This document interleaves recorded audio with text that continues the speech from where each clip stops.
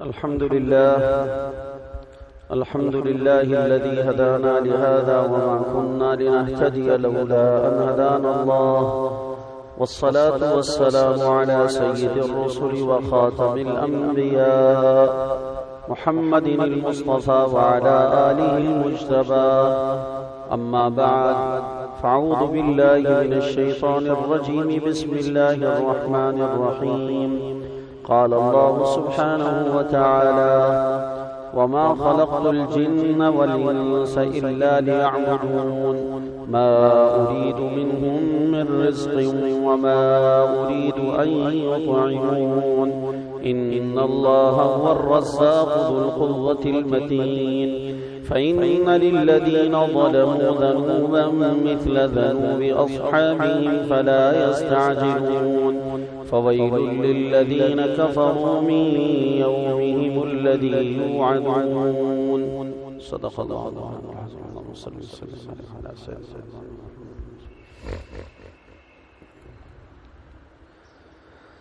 بات ہماری یہ چل رہی تھی کہ اللہ تعالیٰ نے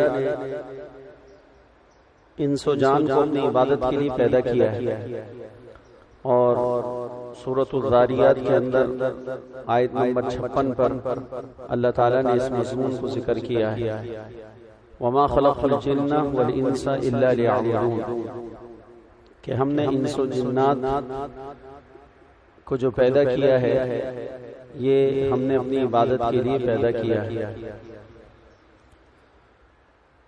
تو یہاں پر ایک سوال پیدا ہوتا ہے کہ انسان کو اللہ تعالیٰ نے اور بھی بہت سارے منافع اور مقاصد اور فوائد کے لیے پیدا کیا ہے جو انسان سے ظاہر ہو رہے ہیں۔ انسان کو اللہ تعالیٰ نے اور بھی بہت سارے مقاصد کے لیے اور منافع کے لیے اور فوائد کے لیے پیدا کیا ہے جو ہمیں اور آپ کو روزمرہ مشاہدہ ہیں جو انسانوں سے ہمیں نظر آ رہا ہے۔ لیکن اس آیت پاک میں اللہ تعالیٰ نے حصر کے ساتھ یہ بات ارشاد فرمائی کہ وما خلقت الجن والانس الا ليعبدون کہ ہم نے جنوں انسانوں کو اپنی عبادت کے لیے پیدا کیا ہے۔ تو اس کا ایک جواب تو یہ ہے کہ یہ فرمانا اور یہ کہنا کہ ہم نے جنات اور انسانوں کو عبادت کے لیے پیدا کیا ہے، اس سے انسان کے اندر جو اور منافع اور مقاصد اور فوائد اللہ تعالیٰ نے رکھے ہیں اس کا انکار اور اس کی نفی مراد نہیں ہے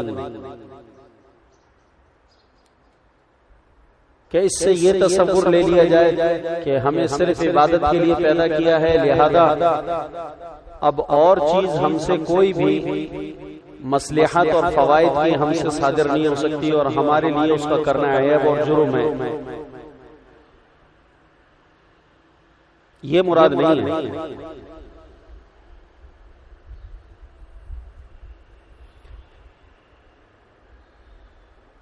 لازمی بات ہے کہ انسان کو اللہ تعالیٰ نے جب پیدا کیا ہے اور چلے اس انداز کے اندر بات کو لے کے چلتے ہیں کہ عبادت ہی کے لیے پیدا کیا ہے، لیکن چونکہ انسان میں اللہ تعالیٰ نے ایک کمزوری خلقت میں رکھی ہے اور اس کے اندر اللہ تعالیٰ نے ضروریات اور خواہشات کو اللہ نے رکھا اور حاجات اللہ تعالیٰ نے انسان میں پیدا فرمائی، تو ان حاجات اور ضروریات کے اسباب کی تکمیل میں لگنا، بات کو غور سے سنیے گا، اللہ تعالیٰ نے عبادت ہی کے لیے پیدا کیا ہے، لیکن چونکہ انسانوں میں اللہ تعالیٰ نے ضروریات رکھی ہیں خلقتاً، تو ان تمام کی تمام ضروریات کے اسباب کو جمع کرنا ان ضروریات کے پورا کرنے والے اسباب کی تکمیل میں لگنا، یہ بات عبادت کے لیے پیدا کیے جانے کے منافی نہیں ہے۔ تو لہذا وما خلق الجن والانس الا لیعبدون کے ذریعے سے اللہ تعالیٰ اپنے بندوں کو یہ پیغام پہنچانا چاہ رہے ہیں کہ دیکھو، تمہارے لیے تمہاری ضرورتوں کی وجہ سے دوسرے اسباب کی تکمیل اور دوسرے اسباب کو جمع کرنا، اس سے تمہیں روکا نہیں گیا، لیکن ذہن میں ہر آن ہر گھڑی یہ رکھنا ہے کہ اس کے لیے نہیں آئے ہو، آئے تو صرف اسی کے لیے ہو۔ سمجھ میں آ رہی ہے بات؟ آپ کو روٹی کمانے سے روکا نہیں گیا کہ آپ کی اس کو ضرورت بنایا گیا ہے۔ کپڑا، مکان، سردی گرمی کا لباس، بیماری میں دواؤں کا انتظام، خوشی اور راحت اور غم کے حالات میں ضرورت اور پیش آنے والی چیزیں اور اسباب، اس سے تمہیں روکا تو نہیں گیا ہے، چونکہ تمہارے اندر اللہ نے خلقتاً یہ ضروریات ودیعت رکھی ہیں، پیدا کی ہیں، تو اس سے تمہیں روکا تو نہیں گیا ہے، لیکن اپنے دل و دماغ کو ہر آن ہر گھڑی اس پر تیار کرتے رہنا، اور ہر آن ہر گھڑی اپنے ذہن کے اندر اس بات کو مستحضر رکھنا کہ تم اس کے لیے نہیں آئے ہو، تمہیں اصلاً جو تمہیں پیدا کیا گیا ہے وہ خالصتاً اللہ نے اپنی عبادت کے لیے پیدا کیا ہے۔ تو جب انسان اپنی زندگی کے اصل کو سامنے رکھے گا تو اصل پر آنے کی کوشش کرے گا، اور اصل پر آنا آسان ہوگا، اور جب انسان اپنی زندگی کے اصل کو سامنے نہیں رکھے گا تو اصل پر آنا مشکل ہوگا، اور اصل کا حصول مشکل ہوگا، اور اصل سے اتنا دور چلا جائے گا کہ جو اس کو اصل بتا رہے ہیں وہ اس کو ماننے تک کو تیار نہیں ہوگا۔ چنانچہ آج ساری دنیا کے کافر اصل کو اصل ماننے کے لیے تیار نہیں۔ مسلمانوں کا اور کافروں کا پوری دنیا میں جو جھگڑا ہے وہ کیا ہے؟ وہ اصل دنیا کو بتا رہے ہیں، اور ہم یہ کہہ رہے ہیں یہ دنیا اور یہ مادیت اور یہاں کا ساز و سامان یہ اصل نہیں ہے، اصل آخرت ہے، اصل اللہ ہے، اصل بندگی ہے، ہماری پیدائش اللہ سبحانہ و تعالیٰ نے جو فرمائی ہے، تو اللہ تعالیٰ اس پیدائش کے بعد ہم سے جو چیز چاہتے ہیں وہ چاہتے ہیں جو پیدائش کے مقاصد میں اللہ تعالیٰ نے ہمارے لیے بیان کی ہے۔ تو کہا قرآن میں وما خلقت الجن والانس الا لیعبدون، وما خلقت الجن والانس الا لیعبدون، ہم نے جنات کو اور انسانوں کو اپنی عبادت کے لیے پیدا کیا ہے۔ تو ایک تو اشکال جو تھا اس کا جواب آ گیا سامنے کہ یہاں پر اور فوائد اور مقاصد جو انسان کے ذریعے سے اللہ تعالیٰ دنیا میں انجام دلوا رہا ہے اس کی نفی مراد نہیں۔ تو لہذا کاروبار نہ کرو، شادیاں نہ کرو، محنت مزدوری نہ کرو، بس ہر وقت مسجد میں رہو، ہر وقت سجدہ کرتے رہو، ہر وقت عبادت کرتے رہو، اس کی دعوت کوئی نہیں چلا رہا، یہ دعوت نہیں دی جا رہی۔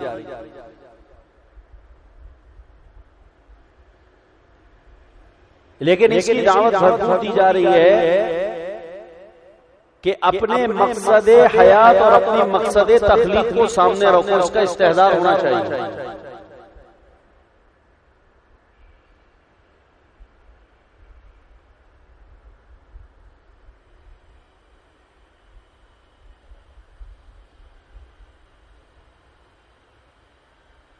تو ہمارے سامنے ہمارا مقصد ہے، اس مقصد پر ساری دنیا کے انسانوں کو، ساری دنیا کے کافروں کو لانے کی محنت ہمارے ذمے ہے، لیکن ہمارے سامنے ہمارا مقصد ہونا چاہیے۔ اس لیے میں نے آپ سے گزشتہ جمعۃ المبارک میں بتایا کہ ابتدا کے اندر جو نمازوں کی فرضیت ہوئی تھی وہ 50 تھی۔ اب 50 نمازیں اگر ہم 24 گھنٹے میں پڑھنے والے ہوتے اور ان 50 نمازوں کو ہم سے پڑھوایا جا رہا ہوتا اور حکم ایسے ہی ہوتا جیسا کہ معراج کی شب میں ہوا تھا، تو پھر تو ہمارے لیے دوسرے مقاصد اور دوسرے فوائد اور دوسری ہم سے جو حکمتیں ہیں جو انسان سے صادر ہو رہی ہیں وہ ساری کی سارا نظام معطل ہو جاتا۔ تو اللہ سبحانہ و تعالیٰ نے اس اصل کو ذہنوں میں مستحضر رکھنے کے لیے 50 ہی نمازوں کا حکم ارشاد فرمایا، اور بعض علماء نے اس کا ایک جواب یہ بھی دیا ہے کہ اگر حضور صلی اللہ علیہ وسلم 50 نمازیں لے کے بھی آ جاتے نا اور اس میں کوئی کمی نہیں ہوتی، تو جو اللہ کے بندے اس وقت دنیا میں 5 پڑھ رہے ہیں نا، اللہ ان سے 50 بھی پڑھوا لیتا۔ یہ کوئی مشکل نہیں ہے، یہ کوئی مشکل نہیں۔ جو اللہ 5 پڑھوا رہا ہے وہ 50 بھی، تو بقیہ وقت پھر یہ گھر کیسے چلاتے، کاروبار کیسے کرتے، دکانیں کیسے کرتے؟ تو اس کے بارے میں علماء نے لکھا ہے کہ اللہ تعالیٰ اسی 24 گھنٹے میں 50 نمازیں سکون اطمینان سے پڑھنے کے بعد بھی اللہ تعالیٰ ان کے وقت کو اتنا لمبا کر دیتا اور اتنے وقت میں برکت دے دیتا کہ 50 پڑھ کے بھی درمیان میں روٹی کمانے کا ٹائم مل جاتا۔ یہ کوئی مشکل نہیں ہے۔ لوگوں کے لیے وہ 10 منٹ ہوتے اور ان کے حق میں کام کے اعتبار سے وہ 10 گھنٹے کے برابر ہو جاتے۔ وہ کتنا وقت بیچ میں بچ رہا تھا؟ پچھلے جمعے آپ لوگوں نے حساب لگایا تھا، 7 منٹ بچ رہے تھے، 7 منٹ بچا رہے تھے ایک نماز سے، پھر دوسری نماز، دوسری 24 گھنٹے میں 50 نمازیں۔ تو ہم نے کیلکولیشن کری اس کی، تو اس کے مطابق ہمیں 2 نمازوں کے درمیان میں جو وقفہ مل رہا تھا وہ صرف 7 منٹ کا مل رہا تھا۔ تو کافروں کے لیے وہ 7 منٹ ہی کے حکم میں ہوتے اور 7 منٹ کی طرح گزرتے، لیکن جو 50 نمازیں پڑھ رہے ہوتے اللہ تعالیٰ ان کے 7 منٹ میں برکت دے کر ان کے 7 منٹ کو اللہ 7 گھنٹوں کے بقدر کر دیتا، سارا کام ہو جاتا۔ اب بھی تو 6-7 گھنٹے ہی نوکری کرتے ہیں نا لوگ، 8 گھنٹے کی نوکری اصولاً۔ جیسا کہ حدیث قرآن پاک کے اندر آتا ہے، حدیث بھی ہے، سأل سائر بعذاب واقع للكافرين ليس له دافع من الله ذي المعارج تعرج الملائكة والروح إليه في يوم كان مقداره 50,000 سنة۔ اس آیت پاک کے اندر سورۃ سأل سائر بعذاب واقع، اس سورۃ المعارج کے اندر اللہ تعالیٰ نے قیامت کے ایک دن کا جو وقت بتایا ہے وہ 50,000 سال، تمہارے دنیا کے 50,000 سال کے بقدر ایک دن ہوگا۔ یہ سورۃ المعارج میں، اور سورۃ السجدہ کے اندر ہے کہ قیامت کا ایک دن 1,000 سال کے بقدر ہوگا۔ تو بظاہراً دونوں آیتوں کے اندر زبردست ٹکراؤ ہے۔ ایک آیت سے پتہ چلتا ہے کہ قیامت کا دن 1,000 سال کا ہے، 1000 سنہ، اور دوسری میں 50,000 سنہ، تو دونوں قرآن کی آیتیں۔ تو علماء نے لکھا ہے کہ یہ لوگوں کے احوال کے اعتبار سے مختلف ہو رہا ہوگا، لوگوں کے احوال و اعمال کے اعتبار سے مختلف ہو رہا ہوگا۔ کچھ لوگوں کو قیامت کا ایک دن اپنی ہولناکیوں کی وجہ سے 50,000 سال کے برابر لگے گا، اور کچھ لوگوں کے اعمال ان سے کم خراب ہوں گے تو ان کو قیامت کا ایک دن جو 50,000 سال ہی کا ہے وہ ان کو قیامت کا دن ان کے حق میں چھوٹا کر دیا جائے گا اور ان کو 1,000 سال کی بقدر لگے گا۔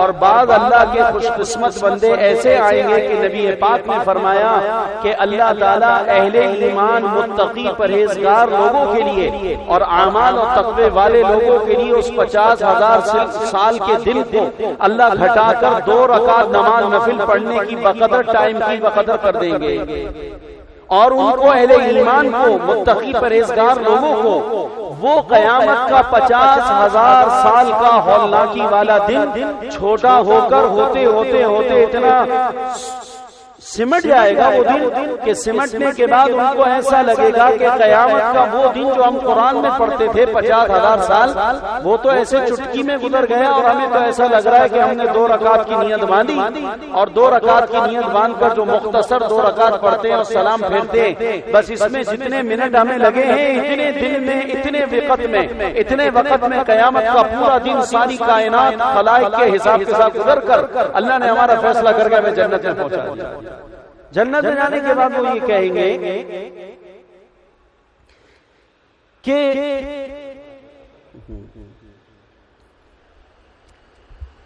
جنت میں جانے کے بعد وہ یہ کہیں گے کہ قیامت کے دن کے بارے میں جو ہم نے سمجھا تھا اور سنا تھا اور پڑھا تھا اور قرآن میں ہے کہ وہ 50,000 سال کا ہوگا، وہ تو ہمیں پتہ بھی نہ چلا، تو بتایا جائے گا کہ تم لوگوں کے لیے اللہ نے تمہاری نیکی کی وجہ سے اللہ نے اس دن کے اس دورانیہ کو تم پر کم کر کے اللہ نے اتنا گھٹا دیا کہ تمہیں 2 رکعت لگی ہیں، وگرنہ جاؤ اور جہنم میں جا کر جہنمیوں سے پوچھو کہ اس دن میں کتنا وقت لگا تھا، وہ بتائیں گے تمہیں۔ تو بھائیوں، اعمال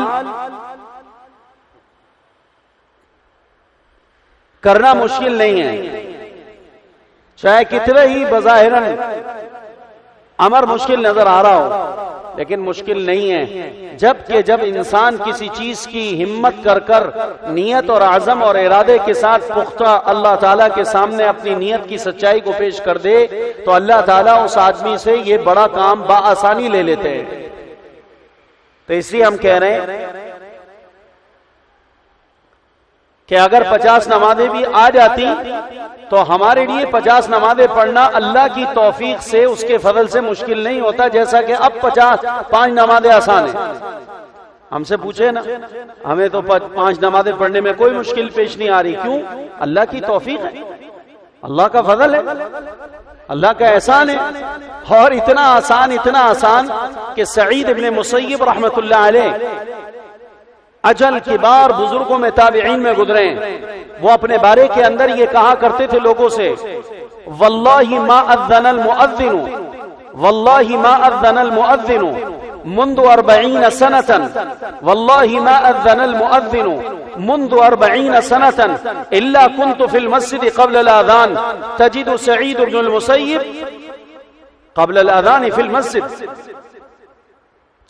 حضرت سعید ابن مسیب رحمۃ اللہ علیہ کہتے تھے، اللہ کی قسم میری زندگی میں 40 سال ایسے گزرے ہیں، میری زندگی میں 40 سال ایسے آئے ہیں کہ آذان ہونے سے پہلے میں نماز کی تیاری کر کے مسجد میں تھا، میں نے 40 سال کے عرصے میں ایک آذان بھی ایسی نہیں ہوئی جو میں نے مسجد سے نہ سنی ہو۔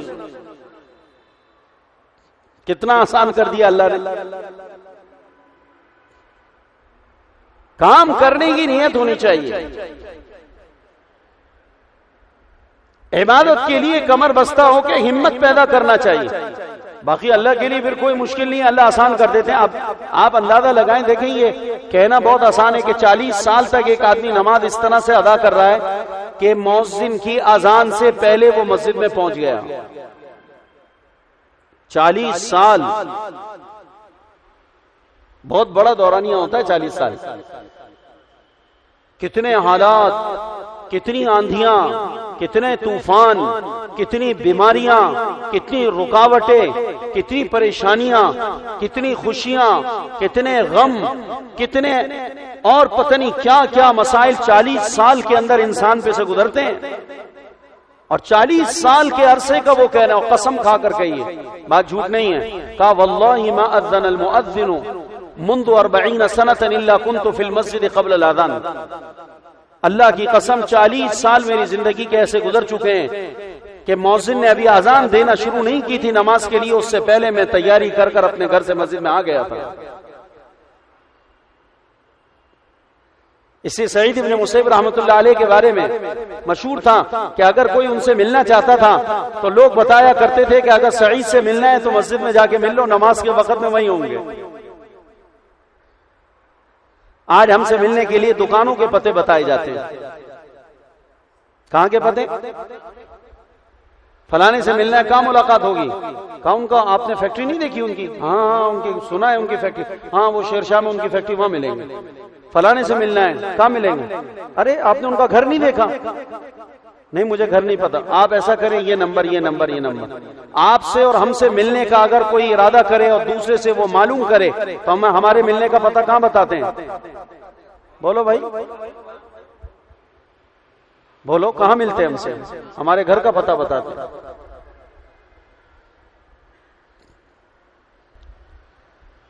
چونکہ ہم عورتوں کی طرح گھر والے ہو گئے. حضور کے زمانے میں عورتوں سے ملنے کے لیے مستورات اگر آیا کرتی تھی تو ان کو بتایا جاتا تھا کہ فلانی بہن اس وقت کہاں ملے گی؟ گھر میں ملے گی. اور آج ہم مرد عورتوں سے گر گئے, عورتوں سے گر گئے. عورتوں سے ملنے گھر جاؤ تو نہیں ملتی, بازار میں ہوتی ہیں. کامی کہاں گئی؟ کامی شاپنگ کرنے گئی ہوئی. کب سے گئی ہوئی ہیں؟ کہ 3 گھنٹے ہو گئے. کب تک آئیں گی؟ مزید 3 گھنٹے کوئی امکان نہیں. باجی کہاں ہے؟ بیگم صاحبہ کہاں ہے؟ کہا وہ تاریخ روڈ گئی ہوئی ہے, مینا بازار گئی ہوئی ہے, اور بدھ بازار گئی ہوئی ہے. بدھ بازار میں پٹھان اتنا جلدی نہیں آتا جتنا ہندوستانی کی عورت آ رہی ہے. لالا لالا کر کے ان کو پتہ نہیں کہاں سے کہاں پہنچا دیا. وہ کہتے ہیں باجی ہمارے کو ابھی پتھارا تو لگانے دو, تم ابھی آگے, ابھی صبر کرو نا, ابھی ہم وہ اس سے پہلے پہنچی ہوئی. کہاں؟ دیر سے جائیں گی تو جوتے چھٹ جائیں گے. کیا ہو جائے گا؟ لنڈا چھٹ جائے گا.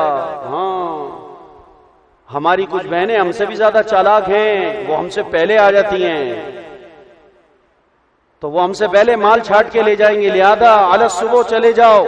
وہ بیچارے کہہ رہے ہیں ابھی ہم نے اپنے پتھارا اپنا سامان کھولا تک نہیں ہے, اور یہ کس جذبے سے اٹھ کے جا رہی ہے؟ بہن جلدی چلو جلدی چلو, بدھ بازار کے اندر چھٹائی ہو جائے گی, چھٹائی ہو جائے گی.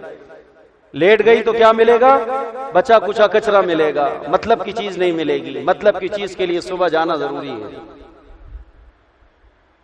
کیا ہو گیا؟ کہاں چلا گیا ہمارا معاشرہ؟ نبی پاک صلی اللہ علیہ وسلم کے زمانے کے اندر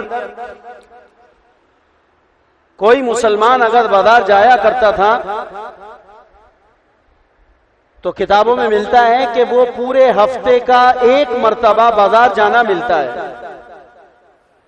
اور جو 1 مرتبہ پورے ہفتے میں بازار آ جاتا تھا تو پھر پورے ہفتے اس کو بازار میں جانے کی دوبارہ حاجت نہیں ہوتی تھی. اتنی اپنی ضروریات کو سمیٹا اور کم کیا تھا, اور اپنی ضروریات کو اتنا گھٹاتے گھٹاتے لے آئے تھے کہ ایک دن چکر لگا لیا اور جو ضرورت کی چند چیزیں تھیں وہ اٹھائیں اور لے لی, خرید لی, اور اس کے بعد اب ہفتے بھر تک بازار نہ بھی لگے. بازار تو لگتا تھا روز, لیکن یہ آدمی جو آج گیا تھا یہ اب اگلے ہفتے تک بازار میں نہیں ملے گا. اور ہمارے ہاں اتنا زیادہ بازار کا مال کہ ہفتہ بازار اس میں بھی جانا ہے, اتوار بازار اس میں بھی, پیر بازار اس میں بھی, منگل بازار اس میں بھی, بدھ بازار اس میں بھی, جمعرات بازار اس میں بھی, اور جمعہ تو ہے ہی بازار کے لیے.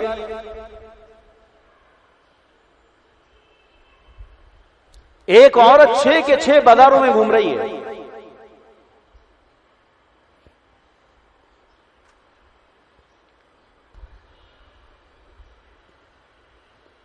اور بازار کا اتنا شوق ہو گیا کہ بعض مرتبہ تو خریدنے کی ضرورت بھی نہیں ہوتی اور پیسے بھی نہیں ہوتے, پرچیزنگ پاور بھی نہیں, لیکن اس نیت سے چلی جاتی ہیں کہ چلو دیکھ کے آ جاتے ہیں, کوئی آئٹم کوئی اچھا آیا ہوا ہے مارکیٹ میں تو اس کو چیک کر کے آئے, اگلی دفعہ خرید لیں گے.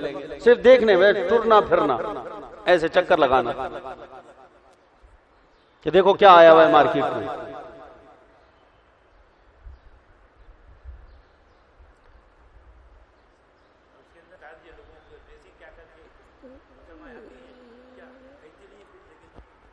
آپ کہہ رہے ہیں کہ وہ ڈریسنگ کر کے آتی ہیں, ہم تو جو لباس وہ پہن کے آتی ہیں اس کو ڈریسنگ کے معنی میں ہی نہیں لیتے ہیں.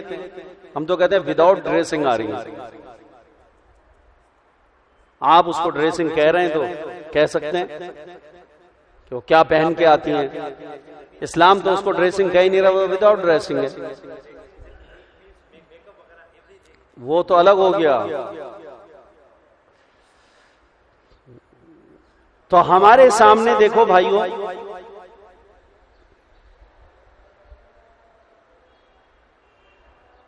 جب ہمارا مقصد ہوگا کہ ہمارے کو اللہ تعالیٰ نے پیدا کیوں کیا ہے، تو پھر ہمیں اپنے مقصد کے مطابق اپنے وقت کو گزارنا آسان ہوگا۔ اب میں نے حضرت سعید ابن مسیب کا بتایا آپ کو، 40 سال تک انہوں نے اذان سے پہلے، تو ہمارا ٹھکانہ، ہماری جگہ اور ہمیں وقت جہاں گزارنا ہے وہ اللہ تعالیٰ کا گھر ہے، ہمارا زیادہ وقت یہاں گزرنا چاہیے۔ اس کے علاوہ جو ہمارے پاس وقت بچے گا، اللہ تعالیٰ اس وقت میں ہمارے کو اتنی برکت دے دے گا کہ انشاءاللہ ہمارا کام اس کے اندر سمٹ جائے گا، ہو جائے گا۔ تو اللہ رب العزت نے ارشاد فرمایا کہ وَمَا خَلَقْتُ الْجِنَّ وَالْإِنسَ إِلَّا لِيَعْبُدُونِ، ہم نے انس و جان کو اپنی عبادت کے لیے پیدا کیا ہے۔ تو اب یہاں پر ایک اشکال یہ بھی اور آتا ہے کہ اللہ تعالیٰ کہہ رہے ہیں کہ میں نے انس و جان کو عبادت کے لیے پیدا کیا ہے، تو اب یہ بات ناممکن اور محال ہو جانی چاہیے کہ اللہ تعالیٰ اپنی کسی مخلوق کو کسی مقصد کے تحت پیدا کریں اور وہ مخلوق اس مقصد سے انحراف کرے۔ یہاں پر ایک اشکال ہے بہت بڑا کہ اللہ تعالیٰ نے قرآن میں کہا کہ ہم نے انس و جان کو اپنی عبادت کے لیے پیدا کیا ہے، حالانکہ ہم معاشرے میں دیکھ رہے ہیں کہ لوگ اللہ کی عبادت نہیں کر رہے۔ بات سمجھ میں آ رہی ہے؟ اشکال سمجھ میں آیا؟ قرآن کہتا ہے کہ انس و جان کو ہم نے اپنی عبادت کے لیے پیدا کیا، اور ہمارا معاشرہ یہ کہہ رہا ہے کہ انس و جان اللہ کی عبادت نہیں کر رہے۔ تو سوال یہ پیدا ہوتا ہے کہ اللہ ایک چیز کو چاہیں، اللہ کا ارادہ ایک چیز کے بارے میں ہو، اللہ پاک نے ایک ارادے کے ساتھ، ایک مقصد کے ساتھ، ایک فیصلے کے ساتھ اللہ نے ایک مخلوق کو پیدا کیا، تو یہ بظاہراً ناممکن اور محال ہے کہ اس کے خلاف وقوع ہو، واقع میں اس کے خلاف ہو۔ لیکن ہم تو یہاں دیکھ رہے ہیں کہ لوگ عبادت نہیں کر رہے۔ تو مفسرین نے اس کا جواب دیا ہے کہ اللہ تعالیٰ کا ارادہ اور اللہ کا امر، اس کی دو قسمیں ہوا کرتی ہیں۔ ایک اللہ کا ارادہ اور امر، اس کو ارادہ تکوینی کہتے ہیں، امر تکوینی کہتے ہیں، اور ایک امر تشریعی کہلاتا ہے۔ ایک امر تکوینی ہے اور ایک امر تشریعی ہے۔ تو یہاں پر اللہ تعالیٰ نے جو یہ فرمایا کہ میں نے انس و جان کو اپنی عبادت کے لیے پیدا کیا، تو اس سے مراد ارادہ تکوینی نہیں ہے بلکہ ارادہ تشریعی ہے۔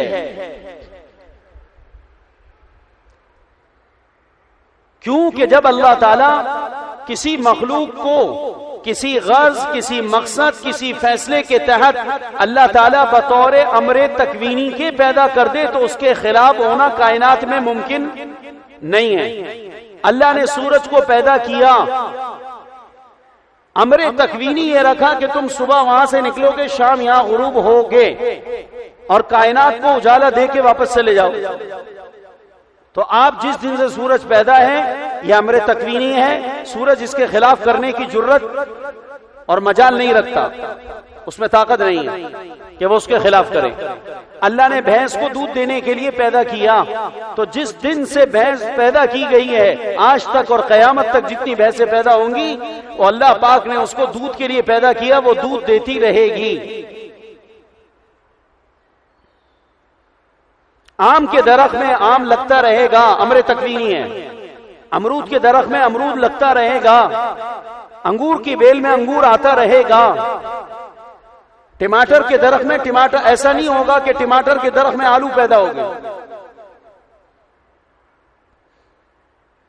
اور اللہ نے جس مخلوق کو جس عبادت کے لیے امر تکوینی طور پہ پیدا کیے وہ اس میں لگی ہوئی،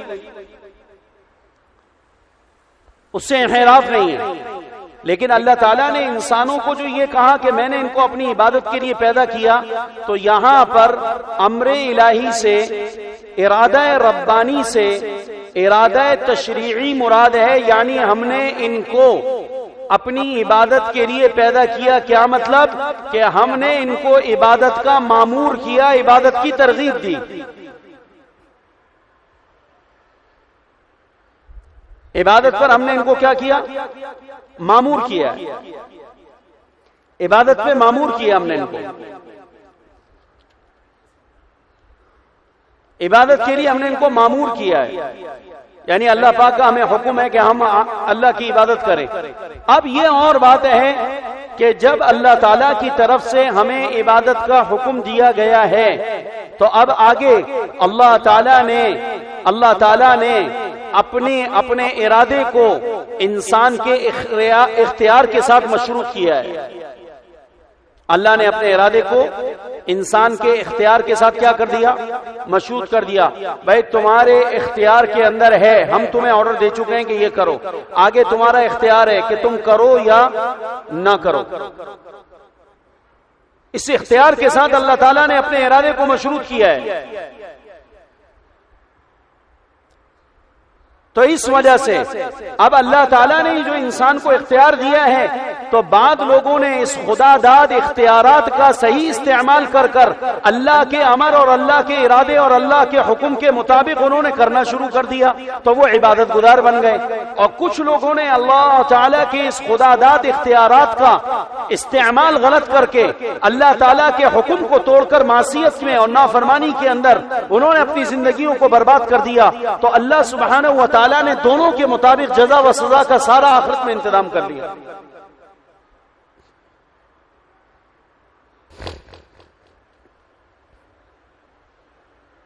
اور قاضی ثناء اللہ پانی پتی رحمۃ اللہ علیہ نے تو بے غبار یہ بات لکھی ہے کہ یہ جو اللہ تعالیٰ نے اس آیت پاک میں فرمایا وما خلقت الجن والانس الا ليعبدون کہ ہم نے انس و جان کو عبادت کے لیے پیدا کیا ہے، اس آیت میں اللہ تعالیٰ نے اس بات کا اظہار و اعلان فرمایا ہے کہ ہم نے جب تمہیں عبادت کے لیے پیدا کیا، مطلب یہ ہے کہ ہم نے جب تمہیں عبادت کے لیے پیدا کیا ہے تو تمہارے اندر عبادت کرنے کی استعداد اور صلاحیت پیدا کر دی، نہ کرو تمہارا مسئلہ ہے۔ لیکن جہاں تک استعداد اور صلاحیت کا تعلق ہے تو آپ ایمانداری سے بتائیں کہ کیا اللہ تعالیٰ نے ہمارے اندر عبادت کی صلاحیت اور استعداد پیدا کر دی ہے نہیں کر دی ہے؟ یہ معنی ہے وما خلقت الجن والانس الا ليعبدون کا، کہ ہم نے تمہارے کو انسانوں کو اور جناتوں کو ہم نے عبادت کے لیے پیدا کیا، یعنی جو عبادت ہم نے ان کے ذمے لگائی اس کی استعداد اور اس کی صلاحیت ان میں پیدا کر دی، بخوبی پیدا کی ہے۔ اب حج ہم پر فرض ہے تو آپ بتائیں اللہ تعالیٰ نے مالداروں کے اوپر اللہ تعالیٰ نے حج کی استعداد اور صلاحیت اللہ نے ان میں رکھ دی نہیں رکھ دی کہ وہاں جانے کے لیے پیسہ چاہیے تو اللہ نے ان کو پیسہ دے دیا۔ زکوٰۃ فرض کی اللہ تعالیٰ نے تو اللہ تعالیٰ نے زکوٰۃ کی فرضیت کی استعداد اور اللہ تعالیٰ نے اس کی صلاحیت پیدا کر دی نہیں کر دی کہ اللہ نے مال دے دیا تو اتنا دے دیا کہ اس مال میں سے وہ بآسانی 2500 روپے لاکھ روپے اللہ نے دے دیے اور کہا 2500 واپس کر دے، تو لاکھ کس نے دیے بھائی؟ اللہ نے دیے۔ اب جو اللہ لاکھ دے رہا ہے وہ کہتا ہے 2500 اس میں سے مجھے دے دو، اور یہ جو تم مجھے دو گے میرے کام کے نہیں، تم اپنے کسی بھائی کو میرے کہنے سے تقسیم کر دو۔ یہ کچھ بھائی ہیں جن کو ہم نے لاکھ نہیں دیے، تمہیں لاکھ دے دیے، ان کو ہم نے لاکھ نہیں دیے، ان کو ہم نے 10,000 بھی نہیں دیے، ان کو ہم نے 2-4 ہزار 200-400 روپے دیے، لیکن تمہیں دیکھو ان سے زیادہ دیا ہے۔ اچھا تم سے ہمارا کوئی خاص رشتہ نہیں ہے، ان سے ہماری کوئی خاص دشمنی، یہ بھی میرے بندے ہیں تم بھی میرے بندے ہو، تو تمہیں لاکھ روپے دے دیے اور ان کو ہم نے 100 روپے دیے، ان کو ہم نے 1000 روپے دیے، تو دیکھو ان بیلنس ہے سارا مسئلہ، کیا ان بیلنس ہے۔ تو تم ایسا کرو، ہم تم سے یہ نہیں کہتے کہ 50,000 اٹھا کے تم ان کو دے دو، تم لاکھ روپے اپنے پاس رکھو، یہ تمہاری قسمت ہے، یہ اللہ کا فضل ہے کہ اللہ نے تمہیں دے دیے۔ اس لیے حدیث پاک کے اندر آتا ہے کہ اللہ تعالیٰ کے پیارے نبی علیہ الصلوۃ والسلام نے فرمایا کہ اللہ تعالیٰ نے بعض لوگوں کو اپنے خزانوں کا، اپنی دولت کا، اپنے خزانوں کا، اپنی نعمتوں کا اللہ نے بعض لوگوں کو مخزن بنایا ہوتا ہے۔ بعض لوگ اللہ کی نعمتوں اور اللہ کے خزانوں کا کیا ہوتے ہیں؟ مخزن ہوتے ہیں۔ مخزن سمجھتے ہیں کس کو کہتے ہیں؟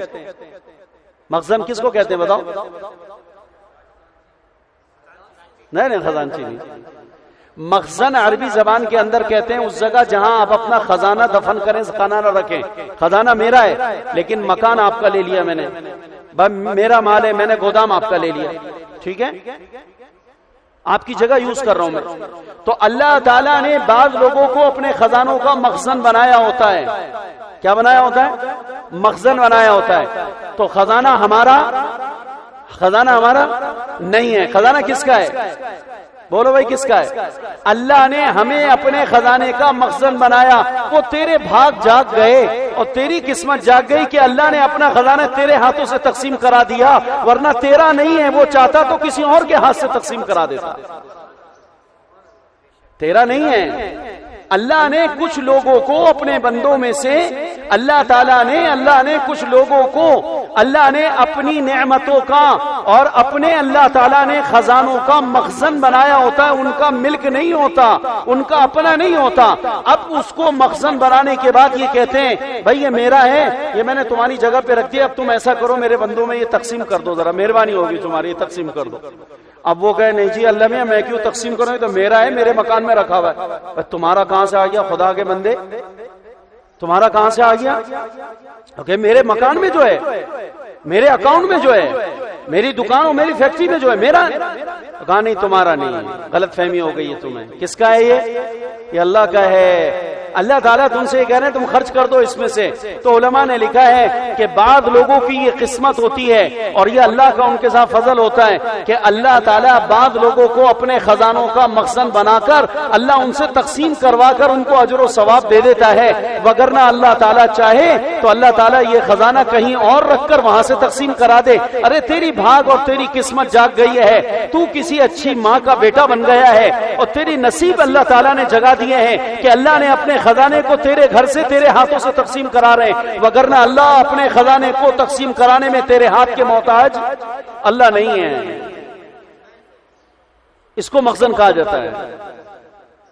اب جیسے علم ہے, اب بتاؤ علم مولویوں کا اپنا ہے؟ بولے بھائی یہ میں حافظ قرآن ہوں تو یہ قرآن میرا اپنا ہے, یہ کلام میرا اپنا ہے. یہ کلام کس کا ہے؟ میں پڑھ کے سنا رہا ہوں, میرے بھاگ جاگ گئے اور میری قسمت جاگ گئی ہے کہ اللہ اپنا کلام میری زبان سے کہلوا رہے ہیں. اللہ اپنا علم الہی اللہ میری زبان سے کہلوا رہے ہیں. ورنہ اللہ اپنے علم کو کسی اور کے سینے میں رکھ کے وہاں سے اللہ پاک اپنے کلمات کو اللہ پاک وہاں سے تقسیم کرا دیتا. کوئی عالم, کوئی مفتی, کوئی شیخ, کوئی سخی, کوئی بھی انسان کسی اللہ کی نعمت کے تقسیم کرنے والا بن گیا ہے تو یہ اللہ کا اس کے اوپر فضل ہوا ہے, اس کا اپنا ذاتی نہیں ہے. تو اس لیے اللہ تعالیٰ نے کہا وما خلقت الجن والانس الا ليعبدون, ہم نے انس و جان کو اپنی عبادت کے لیے پیدا کیا. یعنی کیا مطلب؟ تمہارے اندر ہم نے چونکہ تمہیں عبادت کے مقصد پر پیدا کیا ہے, اس لیے ہم نے تمہیں عبادت کے مقصد پہ پیدا کر کے تمہارے اندر عبادت کرنے کی صلاحیت اور تمہارے اندر استعداد پیدا کر دی ہے, جبھی تمہیں کہا گیا کہ تم یہ عبادت کرو. دیکھو اللہ تعالیٰ غریب آدمی سے حج کا تقاضا نہیں کرتے کہ اس کے اندر اللہ نے حج کرنے کی استعداد اور صلاحیت پیدا. دیکھو غریب آدمی سے اللہ پاک زکوٰۃ کا ہر سال مطالبہ نہیں کرتے. دیکھو اللہ تعالیٰ مریض سے اور بیمار سے رمضان مبارک کے روزے رکھنے کا مطالبہ نہیں کرتے, اس لیے کہ اس کے اندر اللہ تعالیٰ نے اس سال روزہ رکھنے کی استعداد اور صلاحیت پیدا. وہ بیچارہ اسپتال میں داخل ہے, رمضان آ گیا, بے شک آ گیا, مسلمان ہے, روزہ اس پہ فرض ہوا ہے, لیکن اس کے اندر روزہ رکھنے کی صلاحیت اور استعداد اللہ تعالیٰ نے نہیں پیدا کری. تو جب اس کے اندر روزہ رکھنے کی استعداد اور صلاحیت اللہ نے پیدا نہیں کری تو روزے کے رکھنے کا اللہ تعالیٰ کی طرف سے اس کے لیے آرڈر بھی نہیں ہے کہ تم پر معاف ہے, جب تمہاری صحت ہو جائے بعد میں رکھ لینا. مخصوص ایام کے اندر رمضان مبارک میں عورتیں روزے رکھ سکتی ہیں؟ نہیں رکھ سکتی. اللہ نے ان دنوں کے اندر عورت کے اندر سے روزہ رکھنے کی استعداد اور صلاحیت کو اللہ تعالیٰ نے نکال لیا ہے. جب نکال لیا ہے تو رمضان المبارک کا مہینہ ہے, گھر میں سارا روزہ رکھے ہوئے, لیکن اس نے روزہ نہیں رکھا, وہ کھا رہی ہے لیکن کھانے کے باوجود گناہگار. بس یہ کہا گیا کہ روزے داروں کا احترام کر, ان کے سامنے نہ کھا. کہ روزہ رکھنا اور روزے کا احترام, رمضان مبارک کا احترام, یہ تو اپنی جگہ ضروری ہے. تو وما خلقت الجن والانس الا ليعبدون, ہم نے انس و جان کو اپنی عبادت کے لیے پیدا کیا ہے، یعنی تمہارے اندر ہم نے اس عبادت کی استعداد اور صلاحیت کو، کمالات کو پیدا کیا ہے۔ اب تمہاری مرضی ہے کہ تم اپنے اس خدا داد اختیارات کو جو اللہ تعالیٰ نے تمہارے اندر ودیعت رکھے، تم اس کو اللہ تعالیٰ کے حکم کے مطابق کر کر اپنے آپ کو قیامت کے دن اور دنیا میں عزت والا بنانا چاہتے ہو، تمہاری مرضی ہے، اور چاہو تو تم اس کو ضائع کر کر معصیت میں لگا دو، تمہارا اپنا اختیار ہے۔ ہم نے تمہارے اندر استعداد اور اختیار، اللہ تعالیٰ کہتے ہیں صلاحیت پیدا کر دی۔ اب اس وقت میں دیکھو بروز جمعۃ المبارک ہے، جمعے میں زیادہ لوگ نماز پڑھ لیتے ہیں، کل اسی وقت ہفتے کا دن ہوگا انشاءاللہ اور ظہر کی نماز کا وقت ہوگا، اس میں بہت سارے وہ ظہر نہیں پڑھیں گے، صرف جمعے کے شوقین ہیں، پتہ نہیں کیا وجہ ہے، جمعہ خالی جمعہ پڑھنے سے قیامت میں کیا مسئلہ حل ہو جائے گا۔ میں آپ کو ایک ڈر کی خبر سنا دوں، جو 5 وقت نمازیں پابندی سے نہیں پڑھتے ان کا جمعہ بھی خدا کے ہاں قبول نہیں ہوتا۔ آپ آ گئے ضرور، وجہ کیا ہے؟ وجہ دیکھو بالکل واضح ہے، آپ نے کسی کے ہاں 50,000 کی نوکری کری،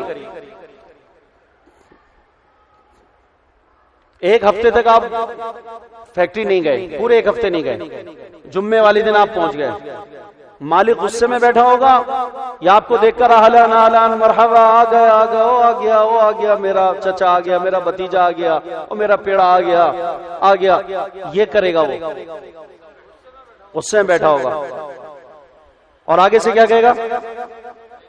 چلے جاؤ، دفع ہو جاؤ، لیکن وہ مالک کی نہیں سنتا، کام میں لگ جاتا ہے۔ مالک کہتا دفع نہیں چاہیے بھائی، تمہارا کام چاہیے نہیں، آپ جائیں یہاں سے جائیں، لیکن مالک تھوڑا سا تحمل برد مزاج ہے، بردبار مزاج ہے، حلیم الطبع ہے، خوش اخلاق ہے، اس وجہ سے وہ تمہارے کو دھکے نہیں دے رہا، تھپڑ نہیں لگا رہا، مار نہیں رہا، لیکن کہہ رہا بھائی تجھ سے کیا کہہ رہا ہوں میں، چلا جانا بھائی، مہربانی کر جاؤ، نہیں چاہیے، نہیں مجھے کام کرنے دیں، نہیں مجھے کام کرنا، بھائی آپ کے کام کی ضرورت نہیں ہے، آپ چلے جائیں، مہربانی ہوگی، آپ تشریف لے جائیں۔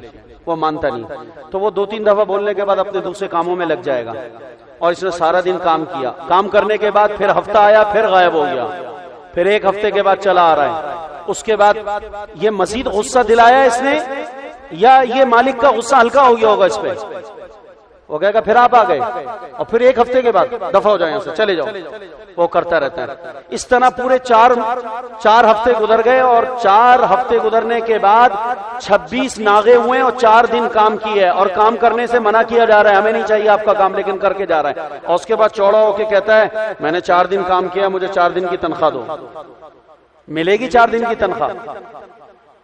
بھائی ہم نے آپ سے کیا کہا تھا کہ آپ چلے جائیں، آپ کا کام نہیں چاہیے، اور جی آپ نے کہا تو تھا، لیکن میں نے تو پھر بھی کیا تھا، کہا آپ نے اپنی مرضی سے کیا تھا، ہمارے کہنے سے، اس لیے کہ ہمارے کہنے سے کر رہے ہوتے تو 30 دن کر رہے ہوتے، ہمارے کہنے سے نہیں کیا ہے، تو یہ تمہارا جمعہ پڑھنا خالی اور سارا ہفتہ غائب ہونا، یہ اپنی خواہش ہے، یہ اللہ کا حکم نہیں ہے، اللہ کے حکم سے نہیں آئے، اللہ کے حکم پہ نہیں بیٹھے ہوئے، یہ اپنی خواہش سے بیٹھے ہوئے، تو لہذا خواہش عبادت نہیں بنا کرتی، امر عبادت بنا کرتا ہے۔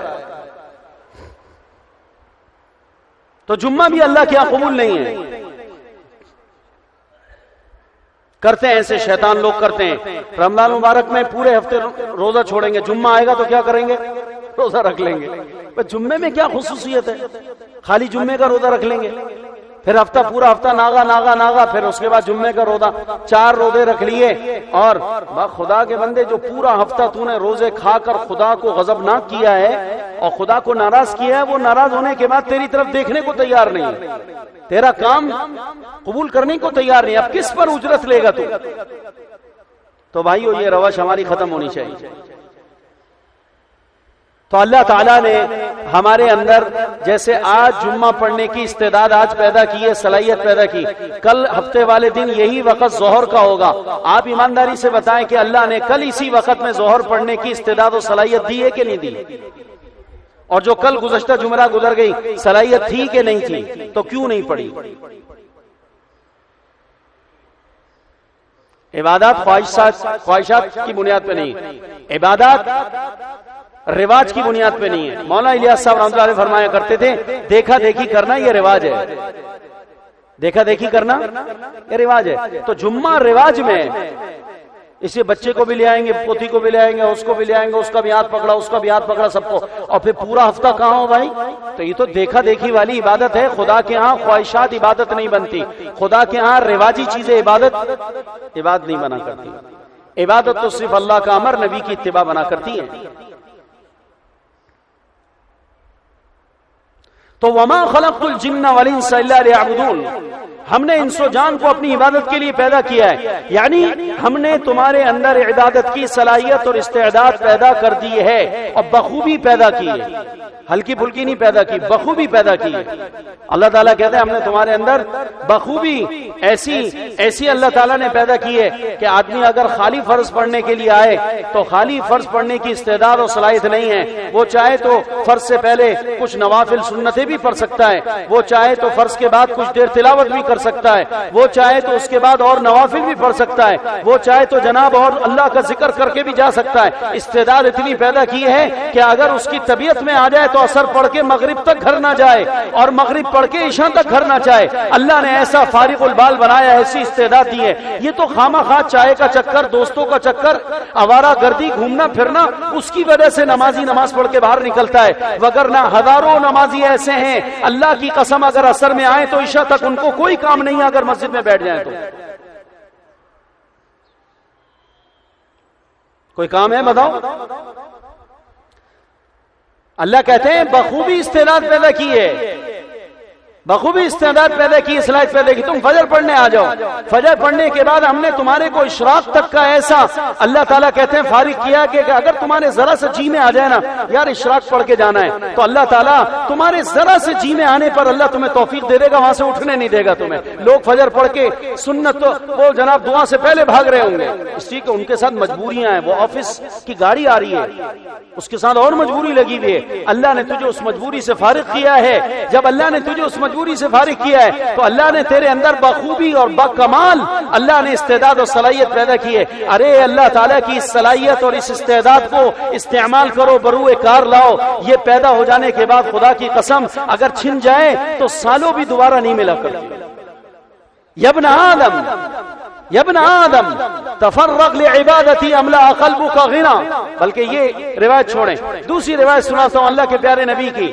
حضرت ابو ہریرہ رضی اللہ عنہ کہتے ہیں اللہ کے پیارے نبی علیہ الصلوۃ والسلام نے میرا ہاتھ پکڑا، اور میرا ہاتھ پکڑنے کے بعد خدا کے پیارے پیغمبر علیہ الصلوۃ والسلام نے فعد خمسا، حضور نے مجھے 5 چیزیں شمار کرائیں. ابو ہریرہ کہتے ہیں میرا ہاتھ پکڑا اور ہاتھ پکڑ کے مجھ سے بات کی، یعنی بہت اہم بات تھی، اس وجہ سے حضور نے فل متوجہ کیا مجھے اپنی طرف اور مجھے ہاتھ پکڑ کے مجھے کہنے لگے، حضور صلی اللہ علیہ وسلم کہنے لگے یا ابا ہریرہ، اے ابو ہریرہ، اے ابو ہریرہ اغتنم خمسا قبل خمسا.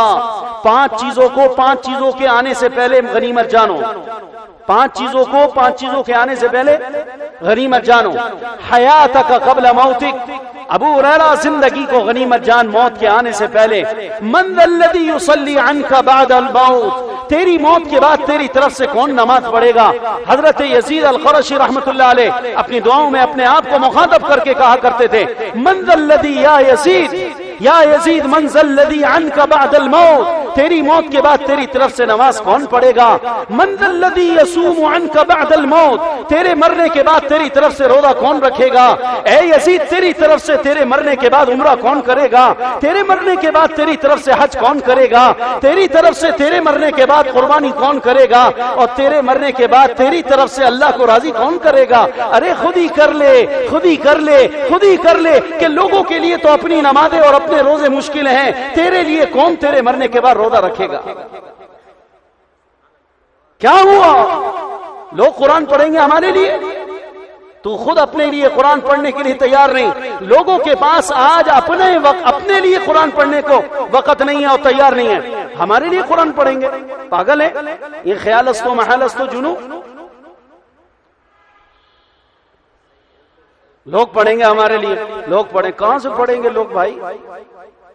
لوگ خود اپنے لیے نہیں پڑھ رہے، تمہارے لیے پڑھیں گے. تو بھائیو اللہ تعالیٰ کی جو دی ہوئی استعداد ہے اس استعداد کو آدمی بروئے کار لائے اور اس کو استعمال کرے.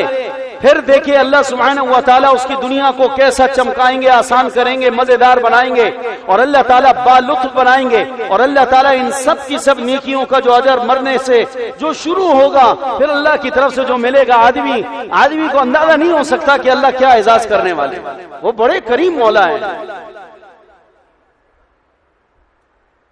ابھی دیکھو جمعۃ المبارک والے دن، جمعے کی نماز کے بعد یا عصر کی نماز کے بعد جمعۃ المبارک کا دن شروع ہو جاتا ہے، سورہ کہف پڑھنے کا حکم ہے، آپ کی مرضی ہے، آپ پڑھ کے جائیں، آپ کی مرضی ہے، بغیر پڑھے چلیں۔ استعداد اللہ نے پیدا کر دی ہے کہ تم اور مزید یہاں پر 15-20 منٹ بیٹھ کے سورہ کہف پڑھ کے پھر جانا، مرضی آپ کی، آپ پڑھیں نہ پڑھیں، استعداد ہے۔ تو وما خلقت الجن والانس الا ليعبدون، کہ ہم نے انس و جان کو اپنی عبادت کے لیے پیدا کیا ہے۔ تو اللہ تعالیٰ انسانوں کو کسی بھی ایسے امر کا آرڈر نہیں کر سکتے اور کسی بھی ایسے امر کی تکلیف نہیں دے سکتے جو تکلیف مالا یطاق ہو، جس کی اس کے اندر صلاحیت نہ ہو، استعداد نہ ہو، اور اس کے بعد اس کے اوپر اس سے باز پرس کی جائے اور وہ کام اس کے ذمہ لگایا جائے۔ اللہ ایسا نہیں کرتے، لا یکلف اللہ نفسا الا وسعها۔